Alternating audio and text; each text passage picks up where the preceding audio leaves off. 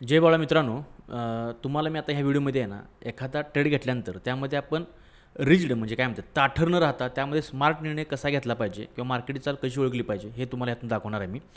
आता लक्षात घ्या, हा एक गोल्ड चार्ट आहे आणि इथं मार्केट काल सपोर्ट घेतलं होतं बरं का. इथं एक मिनटं तुम्हाला मी आता मार्क करून दाखवतो. इथं हां, इथं मार्केटनं काल सपोर्ट घेतला होता. मग मी काय ठरवलं होतं की आपण इथं आल्यानंतर मार्केटने इथून एक बाय साईडची पोझिशन आपण करायची, आपण बाय साईडला जायचं, ठीक आहे. आणि अशा पद्धतीने इथं काय केलं होतं, आपण एक बाय साईडला जायचं ठरलं होतं. पण तुम्ही बघू शकता की तुम्ही इथूनच का बाय साईडला जायचं, इथूनच का, कारण काय माहिती आहे का, इथून एक मोठे प्लेयर इथं आहेत ना, मोठ्या प्लेयरची गेम सुरू झाली होती नाही का. त्यामुळे इथून मार्केटला एक चांगले बायर येतो होते मार्केटमध्ये आणि ते परत मार्केटला वरती पुश करतील असा माझा काय अंदाज होता. त्यानंतर मी आपण इथं काय केलं, मग इथं आपण बाय साईडला बसायचं ठरलं.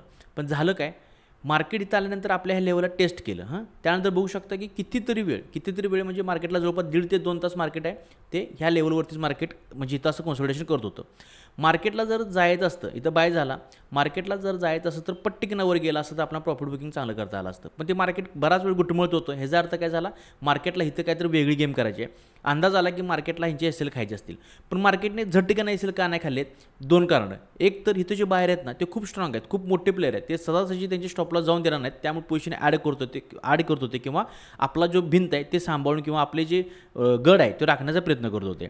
पण इथं आणखी नवीन बाहेर इथं ॲक्टिव्ह करून त्या सगळ्यांचे एस-एल खायचा हा सुद्धा मोठ्या प्लेयरांचा गेम सुरू होता. लक्षात घ्या, इथं लढाई होती 2 मोठ्या प्लेअरमध्ये, बारक्यांची नव्हती, कारण पैसा भरपूर लागला असणार आहे इथं, कारण त्यानंतर तुम्ही कॅन्डल बघू शकता.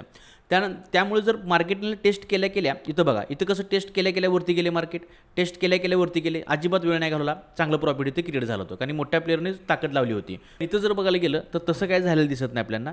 इथं आल्यानंतर मार्केटने झटकीनं वर गेलं का नाही, इथं बराच वेळ घेतलं, मग मार्केट त्यांचे स्टॉप लॉस खाणार असा अंदाज येत होता.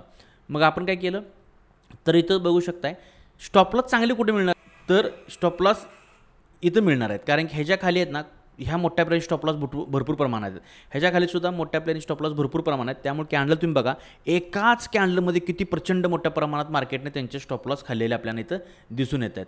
त्यानंतर हे जे वरती आहेत, वरती स्टॉप लॉस नाहीत का, आहेत की वरती मी स्टॉप लॉस आहेत, कारण वरनं मार्केट सेलिंग करत आलेलं आहे, त्यामुळे वरती स्टॉप लॉस आहेत.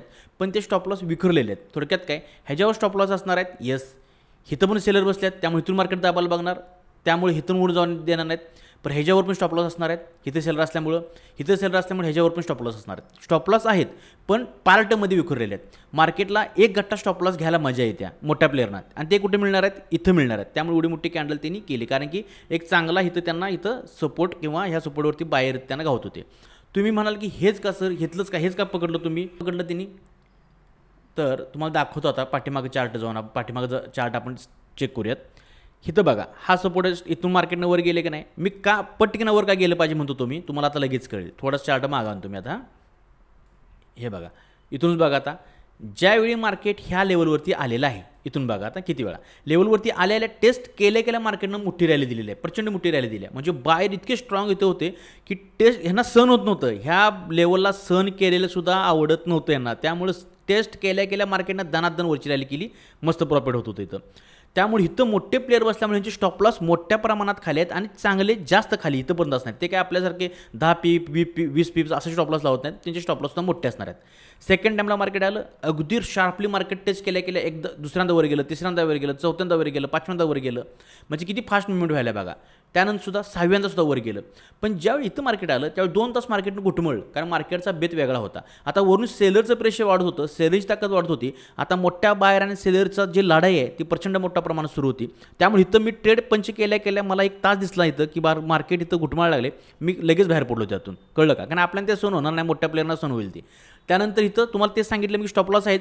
आणि हे जे मोठे स्विंग होतात ना, हे मोठ्या प्लेअरची गेम असते. बाकी रिटेलर काम कुठं करतो माहिती आहे का, इथून एवढं रॅली होणार, ह्यांचे स्टॉप लॉस इथून या कॅन्डलमध्ये खाणार, पण इथून एवढी सेलिंग साईडला बसणार, इथं एवढंच त्यांचे स्टॉप लॉस ह्या कॅन्डलच्या वर असणार आहेत. त्यांना एवढी स्विंग मोठी करायची गरज नाही, हे मोठे प्लेअर एकमेकाला इथं गेम करत होते. कारण की जसं आपण म्हणतोय नाही की मोठे प्लेअर रिटेलरला मारतायत, त्यांचे स्टॉप लॉस हंटिंग करतायत, तर तसं काय नसते बरं का. ते फक्त रिटेलरचे स्टॉप लॉस हंट करायला बघत नाहीत, तर जे मोठे इन्स्टिट्यूट असणार आहेत ते एकमेकाशी सुद्धा स्टॉप लॉस हंट करायचा प्रयत्न करतात. असं नाहीत की सगळे इन्स्टिट्यूशन मिळून फक्त रिटेलरलाच मारणार आहेत आणि तेच फक्त स्टॉप लॉस हंटिंग करणार आहेत बारक्या प्लेअरचे, तसं नाही, ते एकमेकाशी सुद्धा करत असतात, कारण पुन्हा कोणाची पोझिशन वेगळी असते. तेच इथं झालं, एकाच कांड्यामध्ये बघू शकता किती मोठ्या प्रमाणात स्टॉप लॉस खाल्ले. परत मार्केट कन्सोलिडेशन करून त्यांचं सगळ्यांचं इथं आपल्याला स्टॉप लॉस खाली दिसतात. फक्त एकाच ठिकाणी असल्यामुळं ते हंट झाले व्यवस्थित, इथं वर विखुरलेलं असल्यामुळं प्रेशर पडलं.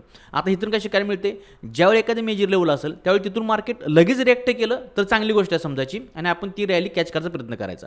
पण त्या इतके मेजर लेवल चांगले असून सुद्धा जर त्या लेवलवरती मार्केट उगाच घुटमत बसत असेल तर ओळखायचं इथं काहीतरी वेगळी गेम होणार आहे आणि त्यावेळी एक पटकेना स्मार्ट निर्णय घेऊन कधीही 2 पावलं मागे गेलेलं चांगलं. बाकी जय बाळूमामा.